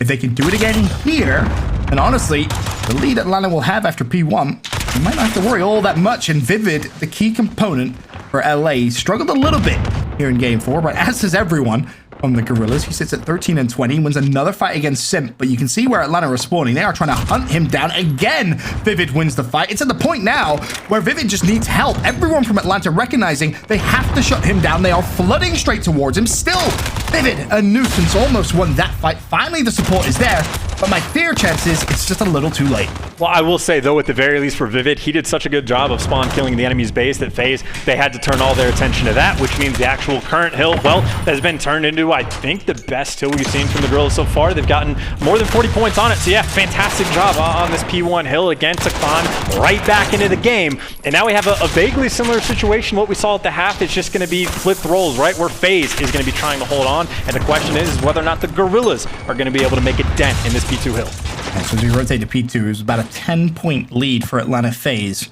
If LA can break quickly, This game 4 gets very, very interesting. The problem is, look how far pushed Atlanta FaZe are. They are flying straight at the LA Guerrillas, recognizing, I mean, if you go back to the very first rotation chance, and Atlanta had to outslay LA by, what, it was like 3 or 4 waves, it felt like, right? They were really a tough challenge, and with about half of P2 gone, still LA not making too much progress towards the hill. I was gonna say, like, you know, Priest to break the hill, went on like an 8 spree, Cellium's getting triple kills left and right, and even then, barely got through, and it doesn't look like the Guerrillas are gonna have anywhere near the same success. So right now, they're going for the setup. Try to lock off the map. Don't let them cross. You're gonna be able to get the spawns for new. You wanna keep FaZe as far away from that new hill as possible, and well, Priesta might be the first player that's able to get through the cracks, and well, that means you see number 3 Blast. He's at least gonna set up in the hill, but that back spawn control, FaZe is gonna be able to get it just because of the one gunfight Priesta was able to win.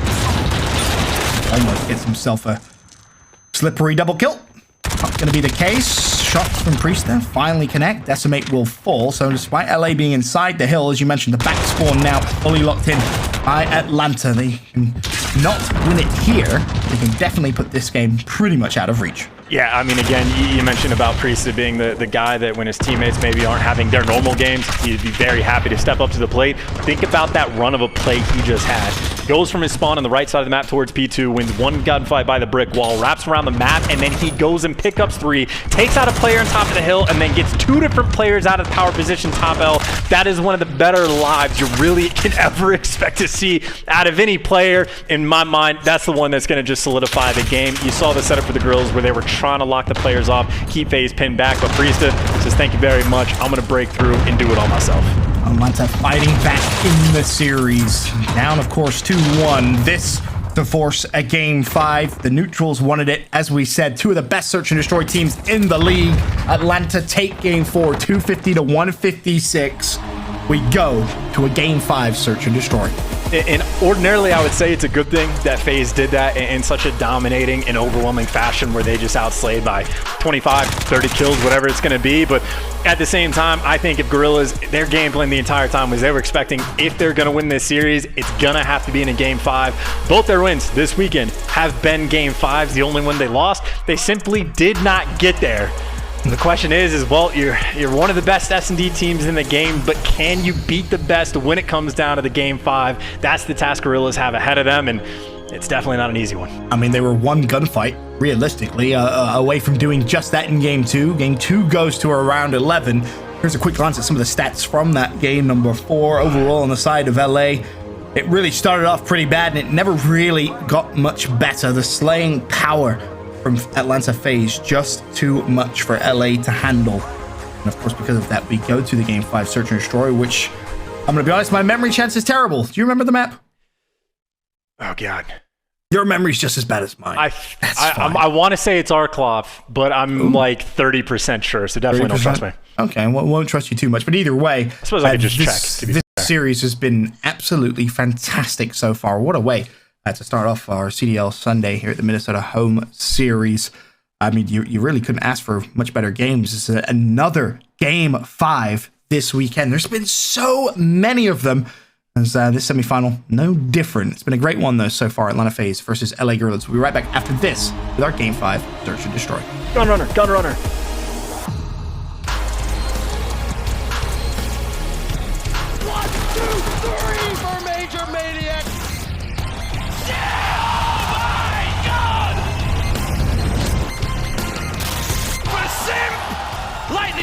Twice! A Beezy! He bites 1, he bites 2! What an individual play from Priesta.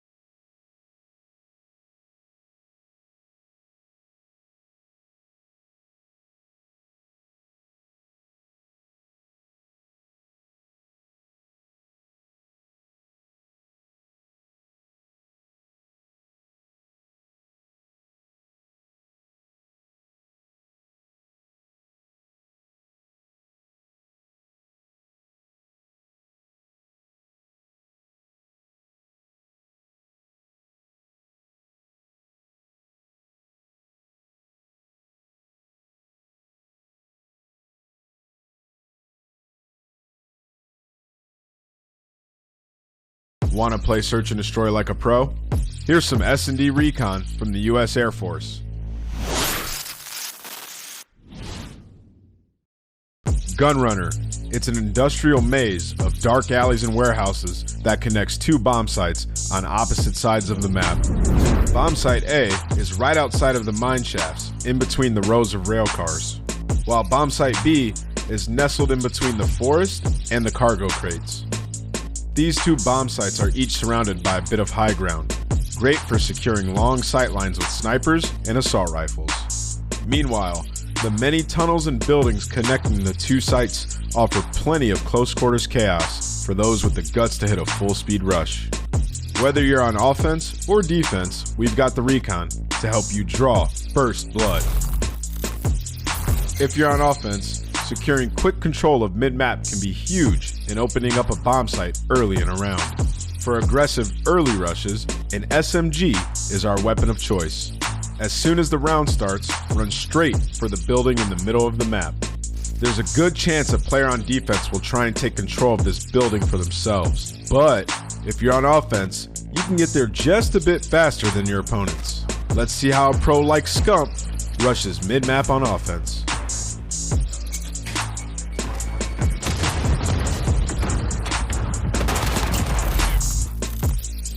If you want to put pressure on both mid-map and bomb site B, check out this creative route from pro player Hoop.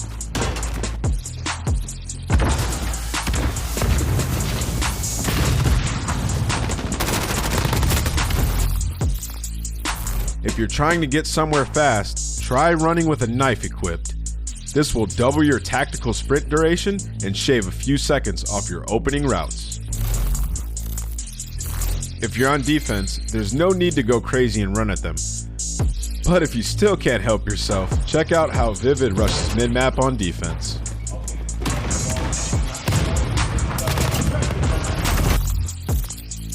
If you want to take it a bit slower, try starting at bomb site B and use the terrain to your advantage. If you jump on top of the crates, you'll be able to spot anyone pushing through the forest to bomb site B. If your opponents push up the dirt path, you might not be able to spot them from atop the crates. But check out how pro player Skies catches them with a grenade. After taking his time to line up the grenade, Skies waits until the game timer hits 123, so the grenade lands right on top of the enemy. There's your S&D recon for Gunrunner.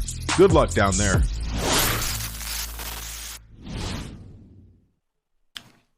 That was a look at the all-new series S&D Recon presented by the US Air Force. This season, the US Air Force brings you all the intel on S&D and look at how your favorite CDL pros do it. I'm glad because, of course, that was a look at Gunrunner. That's exactly where we're going in this Game 5 Search and Destroy LA Guerrillas Atlanta FaZe. This the 7th Game 5 of 11 series this weekend. Atlanta FaZe have been a part of a fair amount of them as well. I'm excited, Chance. This, as we said, Search and Destroy between these two teams is so good to watch. We saw it in Game 2. It goes round 11. Well, give us another round 11. Why not, right? I'll take it. And you know what, Ben? I'm going into the series pretending to be blind with, like, zero information beforehand because, like, I think the only thing I've said correct, like, remotely prediction-wise has been, like, I think Guerrillas are a legitimate threat. I think they have potential in this series, but I did not see it going like this. In the slightest. Everything has gone pretty much opposite to what I would have expected to a certain extent at the very least, but you got the Game 5. This is for an extra, the 10 CDL points to move farther up in the standings, for confidence, for point standings, whatever. For the Guerrillas, they're trying to be, who came into the weekend, the number 12 team, trying to take down the team that is currently the number 1. Yes, they are. Can they do it here in the Search and Destroy? Bear in mind, big picture, LA Guerrillas were a one gunfight away from 3-0ing Atlanta FaZe. If you want to look back, but Abizi starts things off here in Game 5 with a first blood. We talk about him every single time we see Atlanta FaZe on this specific map. He is a nuisance. You must find an answer to him, as Vivid does just that here. This little first blood coming to effect again. Oh my god, that is... Last bullet. Nice little kill for Sim to get the trades, I suppose. But either way, 4v3 advantage right now for FaZe. Cellium, you've seen him in this spot before. You will see him in this spot again. This is the approach of trying to get this bomb down at B. Cellium's got one side of those crates covered. You're going to have Major Maniac with the other. They're just making sure that no one's going to be flanking. You can see potentially Saints, or maybe even Aqua. They're thinking about it. I'm ticking. 35 seconds. Atlanta starting to spring into life. Decimate will spot Simp. Does not want to repeat that just yet. Instead, he gets the information and can call that out to his teammates. 3 versus 4. It is Atlanta with the advantage. Smokes out, allows the Atlanta players to cross, but Aqua springs into life. There's one, almost gets the second. Cellium quick to trade. Decimate somehow finds himself one and has stayed alive. Major Maniac to his left. Well played from Decimate. Shuts down 2. Now it's down to Priesta. A 1v2. He's not going to get the job done. And LA take round number 1 despite Atlanta FaZe a man advantage for the most part of the round.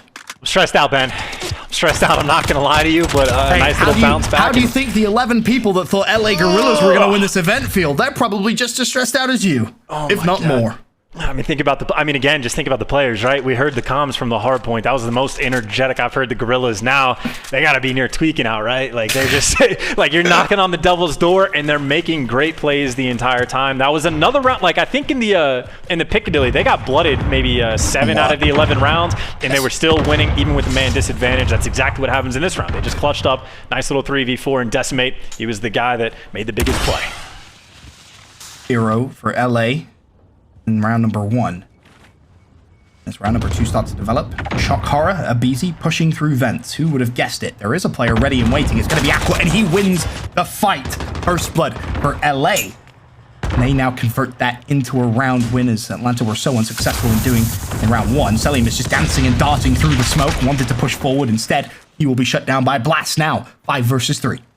And Saints just waiting for some player to check out for the bomb plant and maybe thinking about getting it down. By the way, the flank came in. It was either Blast or Decimate that was able to pick up the kill, or maybe Aqua, whoever the hell it was. Purple in the feed on the left side. Simp for the 1v4 bomb down.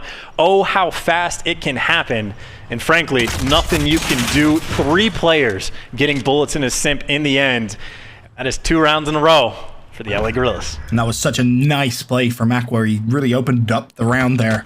With the flank in towards bathroom, and as quick as he was there, he found the kill, and his teammates followed through as well. Good discipline. LA Guerrillas 2-0 up here in the game 5. They go back onto the defensive side. Beezy unsuccessful at finding that first blood for 2 rounds, and he tends to be a part of a fair amount of them. 1 and 2 across the board for Atlanta FaZe. It's Aqua and Decimate starting strong in game 5, both sitting at 3-1. Yeah, Blast being pretty aggressive towards the outside, but yeah, feels the pressure. He's gonna leave. He'll come back in a bit, I'm sure, but the bomb gonna be able to get planted very, very quickly. So FaZe, much better job of just playing around that objective. Bomb planted, all 5 players alive. Well, Abizi's gonna bite the bullet, but still, initial job is done. Vivid there to find a double. One, of course, is a trade as he slides out. Oh my lord! Vivid just destroys Simp and LA Guerrillas. They get the momentum in the round. Cellium left for a 1 versus 3. Pin at the back of the map. He will fall, and LA retake the site. They'll go 3-0 up. Vivid, that was disgusting. Who the hell does this guy think he is? You think you can't challenge Simp like that? Like what? What the hell, Ben? This man, I think, has had what? Double-digit kills in 4 S&D games that they've played so far this weekend out of like 6 so far, and now he's got what, 3-4 kill to his name. I was not aware you were allowed to challenge Simp in gunfights like that. Apparently he knows more than I did. Vivid has been playing that's not even the right word. He's been playing out of his damn mind so far this weekend. 5 kills to his name. 3 rounds up are the LA Guerrillas. I don't know how I feel about this, man, but they are playing just incredible. LA Guerrillas have not got to a Sunday all season. They now find themselves 3 rounds of search and destroy away from a ticket in a grand final. They came into this weekend bottom of the standings, and they are beating every juggernaut that is put in front of them, and they are doing so in fantastic fashion. Job not done just yet. Vivid hitting the flank. There's Abizi. First blooded. Finds Priester as well. Tags him up. Snaps onto Major Maniac. Can't find the kill. The trade's not there. Simp does find Aqua. And now Atlanta FaZe with a one-man advantage. Bomb is, however, being planted by Saints, and that will be a free plant. LA find themselves a 3v4. If they win this round as well, Atlanta FaZe are in real trouble. And they're not backing up either. Guerrillas, they're actually going to be holding the front line. They're playing nice and aggressive around the bomb site. You basically have Saints on bomb. He's watching the cross, full flank. They're just hoping FaZe doesn't commit to it. But you see two players are going to be going all the way around. But time is ticking. You got 22 seconds to make this happen, but selling the opening kill makes it so much easier. Oh, hello? Celium's different, I guess. All right, round of FaZe. Celium just, you see those glasses he has in his picture right now? In his glasses? I don't know. I don't know if he heard him. I don't know if he got a call out, but looking like Symphony out there. 3-1. LA Guerrillas is Atlanta FaZe. I mean, they had the numbers. You expect them to win a round like that. I'll be sure. All right, whatever. Next round, I guess. I mean, next round, man. I don't know how you break that down. Saints made the right play, and Celium just shot him clean through a smoke grenade. I mean, for what it's worth, I do know when Codcaster smokes are a little bit different. There was a moment on the Arc Live where Priesta was going up on a guy on bomb and couldn't see him. I think from him his actually feed, he had the smoke, so it might have been something like that. But yeah, that was something. Definitely was. Atlanta get their first round on the board. First blood from aBeZy. Defense push works out. There's number 2. If he wants to, he could maybe even find 3 and 4. LA wanted to shut him down. Unfortunately for them, the momentum they had in the first 3 rounds is slowly but surely starting to shift over towards Atlanta FaZe. A big round win last round.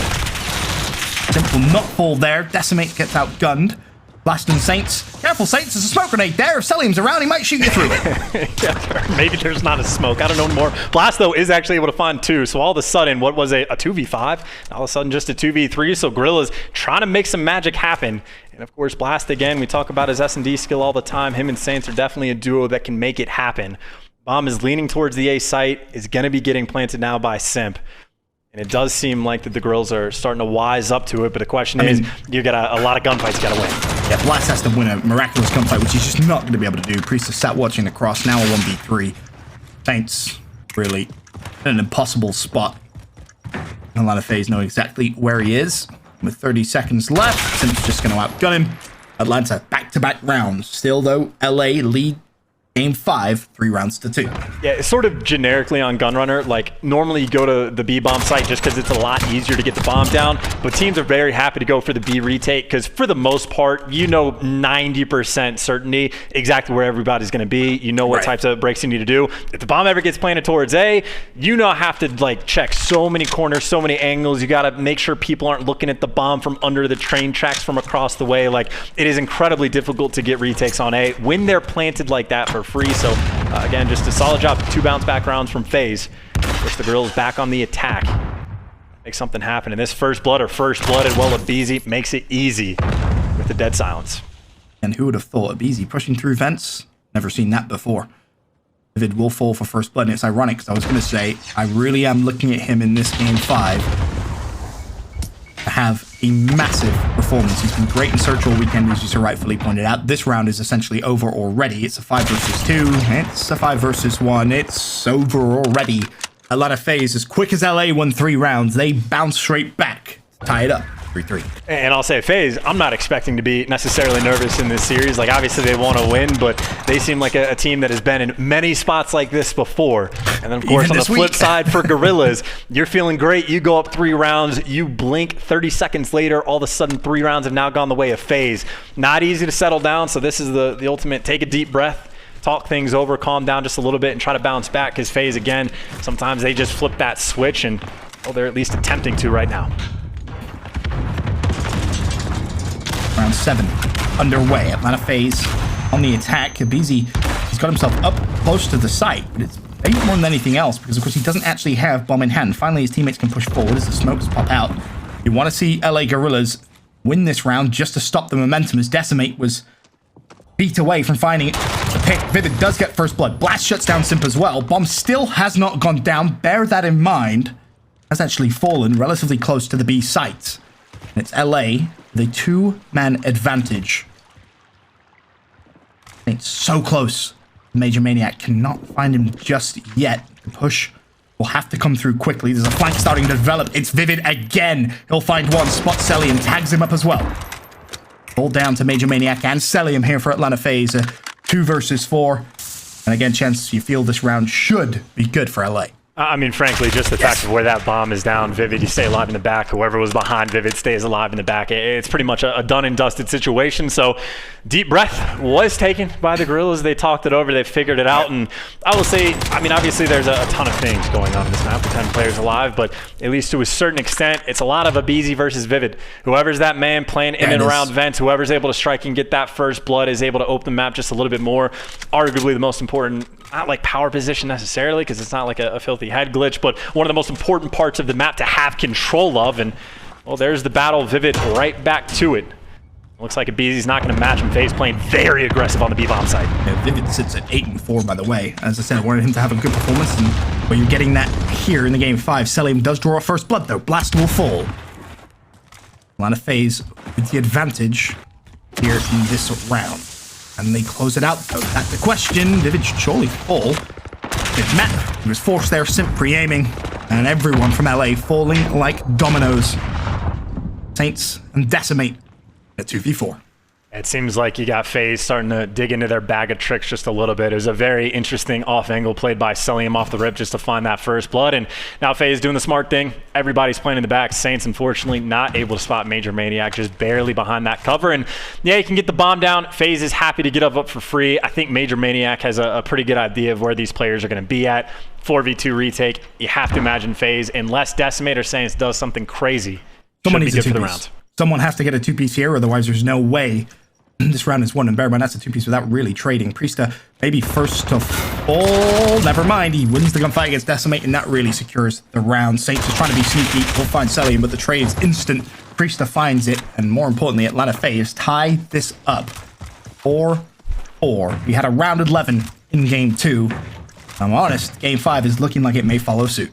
Yeah, and I will say, I think in terms of, you know, small advantages you can have, it's a little bit easier, I would say, for the Guerrillas to game plan for this, because I think everyone at this point has a rough idea what FaZe is going to bring to the table. Like, on offense, we know FaZe all the time. They like to slow play the B site, and sometimes Priesta will just take the time to go for those full flanks all the way around the map. Like, you get a pretty good sense of the players on the map, but for Guerrillas, it's a new team, and plus, they've shown a ton of different looks all the time in all their S&D maps. Like, as far as the prep game goes, much easier on the side of Guerrillas to try to figure out what FaZe is going to bring. But again, that's why I think FaZe is starting to dig a little bit deeper into their bag of tricks.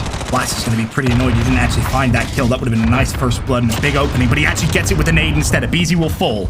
LA Guerrillas with the man advantage. Priesta, his turn to look over towards vents. Doesn't want to push it just yet. Talk about big flanks. Well, could start to develop. Unfortunately for Priesta, he's probably not going to be able to do it this round because no one picked up the bomb.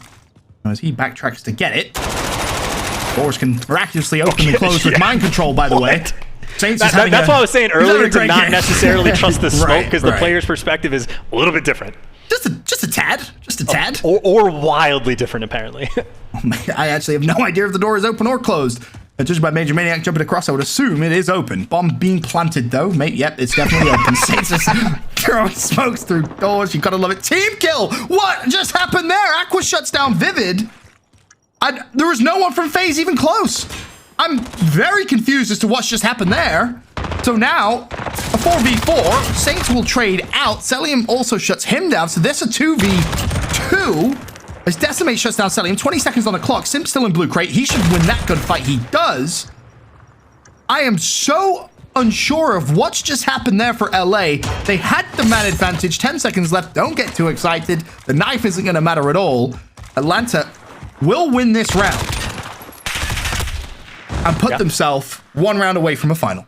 I mean, best guess, like they're over towards the backside of like Cole down in the tracks. Maybe there was players from FaZe around Forest and Aqua went for it. Like no. Aqua killed him at Cole. There was no one there. Maybe Vivid scared the crap out of him. I have no idea.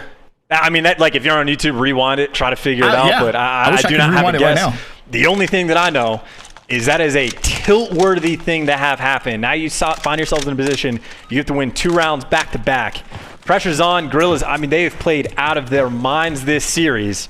You do not want to falter short here, and we'll see what they can bring to the table on offense. I will say, too, our friends in production, I would love at the end of this to see that round again, specifically that moment.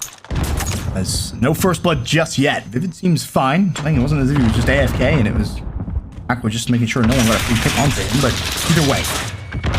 Atlanta close it out here. There's the first blood from Abizi. Saints will fall. Atlanta in the driving seat here. Priester also shuts down Decimate. It's seemingly all going wrong for LA Guerrillas. Aqua will fall. Blast and Vivid up in a 2v5. Make that Vivid a 1v5. He's been incredible in search all weekend. This would surely be the icing on the cake. It will not for LA Guerrillas. Atlanta FaZe. Another game 5 in the books. Another win. And more importantly for them, another grand final. And another perfect example from the side of FaZe of you can be as good as you want in a game mode. You make a single mistake, especially in S&D, it's going to cost you. It was a round 11 we saw on Piccadilly. There's one round that the Guerrillas definitely want to be able to take back. And, well, you have to imagine in this game as well, there's a round they definitely want to take back. By no means is it a guarantee if that team kill comes through that they do win that round, because FaZe still was in a very good spot. But that is, again, as tilt-worthy of a moment as I imagine you could possibly have. I will say massive credit to the LA Guerrillas, showing great signs of improvement. A few gunfights away from a 3-0 here, if we're honest. It goes to game 5. They lose it, but I think you kind of summed it up going into that final round. That's a pretty big tilt-worthy moment, right? I want to see a replay before I really kind of go in depth into that moment, because when I glanced after it happened, it didn't seem like there was any pressure on that side of the map. But again, I may be completely wrong. I will get that replay for you as well. So shout out to everyone in the production side of things for getting that for us. But for LA Guerrillas, a weird moment, a great series overall. And Atlanta FaZe, they're going to be very, very happy with that. Another grand final for this squad. They've been pushed further than they've ever been pushed this weekend. We'll take a look at our Scuff Gaming Play the Game. I believe it is said round number 9. So we'll take a look at that, and I'm gonna keep my eyes laser beamed on the minimap and find out exactly what happened. Here you have the man advantage. Now, the minimap. All right, so number 8 again, I think is who's being shot at. It's got to be number 8. Yeah, okay. So number 8 was like on the box. I have to imagine that I think Vivid was there first, was taking the gunfight. Aqua just goes for the challenge and then accidentally shoots his team in the back of the head, and Vivid might have been one shot. That's my guess from seeing it once. I would have to imagine that was the case. Production's going to show us that moment again. All right. It was someone on the box, form FaZe, that is watching the flank. That's a normal spot, and you're going over towards like the train track cart thing, whatever the hell it's called, the coal cart, mining cart, whatever. And players are coming across. Vivid is number 4, and Aqua, of course, number 2. I think Vivid gets there first. I'm pretty sure it's just Aqua does the bunny hop chow into the guy that's on the box and kills him. He bunny hops behind him. That's got to be it, right? He had to have just clipped him with a bullet. He jumps behind him and just shoots him in the back of the head as Vivid was looking to try and do a 2-man flank. We saw that exact 2-man flank a few rounds prior from Atlanta FaZe as well. You saw how well it works out. Unfortunately for Aqua, maybe just a moment of bad movement is enough to shoot his teammate in the back of the head. A pretty gut-wrenching way, really, to lose a round. I'm not going to say that was exactly why they lost. Of course, they still had a round after. It didn't help. It definitely did not help a round they were in control of, unfortunately, for LA Guerrillas. Of course, that means they are out this weekend. But big credit to them. Their first appearance on a CDL Sunday, a semi-final, which goes to a game number 5. They look fantastic. They look way, way better than they did coming into this weekend. That is for sure. As a quick glance at our schedule for the rest of the day. Of course, Florida Mutineers versus Dallas Empire, the other semi-final. Winner of that has a date with Atlanta FaZe in today's final. I think that's the important thing. Like, as strange of a finish as that is from the side of Guerrillas, the ultimate takeaway is they've clearly established themselves as a threat. Again, their respawn of the week, maybe a record of 4-9 or something to that effect. But clearly, they're starting to get quite a bit better at respawns, let alone their S&D that, outside of a few rounds, has been pretty on point. So a team that is a threat, and I think they're the final one, right? They came to this weekend in 12th place. I think every single team that has looked rough on the year has shown signs of improvement. This was the tournament for Guerrillas to be like, hey, we're a force. And this makes it interesting because, like, by champs time, we might have a situation where we'll be like, bro, any of these 12 teams, if they turn up, could win this thing. Honestly, yeah. You look at the competition LA Guerrillas have played and how fierce they've played them. They look like they're a Titan killing kind of team. It's just now about trying to find that consistency against everybody else.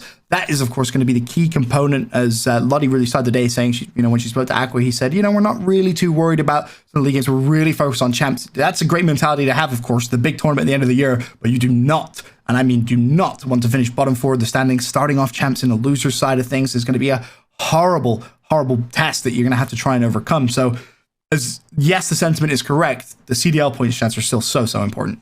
So important, and again, FaZe is trying to get a little bit of clearance in that regard, right? Like if they're able to pull off the first place, get a bump on 50 points, they're going to have not a substantial lead, but a fairly comfortable one to get the 1 or 2 seed at the spot that they're going to want. But of course, more Call of Duty left to be played because you got teams like Florida and Dallas also trying to climb this standings as well, vying for the spot of being the best team in the game. So spicy stuff we have for the rest of the day, Ben, and I'm excited to watch. The next semifinal is going to be probably just as good as this one, if I'm honest. As we said, there's been so many Game 5s this weekend.